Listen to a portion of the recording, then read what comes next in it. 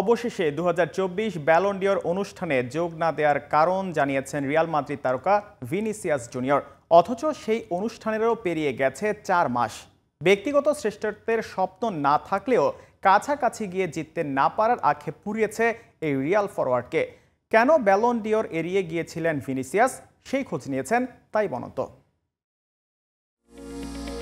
Vinicius 2024 Ballon d'Or পুরস্কার নিয়ে তৈরি হওয়া বিতর্কের প্রধান চরিত্র।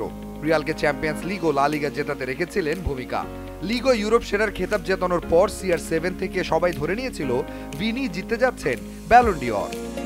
সবাইকে চমকে দিয়ে পুরস্কার ঘোষণার একদিন আগে জানা যায় ভিনিসিয়াসকে টপকে 2024 সালের ব্যালন ডিওর জিততে যাচ্ছেন ম্যান সিটির রদ্রি। এ খবর সামনে আসার পর শুরু হয় তোলপাড়। প্যারিসে অনুষ্ঠিত অনুষ্ঠান বয়কট করেন মাদ্রিদিস্তারা। যোগ দেননি ভিনিসিয়াসও। এতদিন পর জানালেন ক্লাবের কথাতেই মাদ্রিদে রয়ে গিয়েছিলেন অনুষ্ঠানের দিনে। আমাকে ক্লাব যা করতে বলেছিল তাই করেছি। তারা আমাকে মাদ্রিদে অবস্থান করতে বলেছে, আমি সেটাই করেছি। কোনো সমস্যা নেই, আমরা এখন পরেরটাই মনোযোগ দিচ্ছি। এত কাছে গিয়ে ব্যালন ডিওর ছুঁয়ে না দেখার আক্ষেপ না থেকে পারেই না। তবে সামনে ব্যক্তিগত পুরস্কারের পাশাপাশি আরো দলগত শিরোপা জেতার সুযোগের জন্য মুখে আছেন এই ব্রাজিলিয়ান। আমি কখনো এটা জেতার স্বপ্ন দেখিনি, কিন্তু অবশ্যই আপনি যদি এত কাছে যাবেন তখন সেটা পেতে চাইবেন। তবে আমার পুরস্কার জেতার অন্য এবং এই ক্লাবের হয়ে ট্রফি জেতার অন্য সুযোগ আছে। এটাই সবচেয়ে গুরুত্বপূর্ণ ব্যাপার। আমি 2টি ইউরোপ শ্রেষ্ঠত্বের ট্রফি জিতেছি, আমি আরও জেতার জন্য এখানে আছি।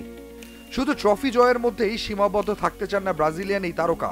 রিয়ালের হয়ে ইতিহাস গড়ার প্রত্যয়ের কথাও জানিয়েছেন ভিনিসিয়াস। আমি এখানে ইতিহাস লেখার জন্য এসেছি।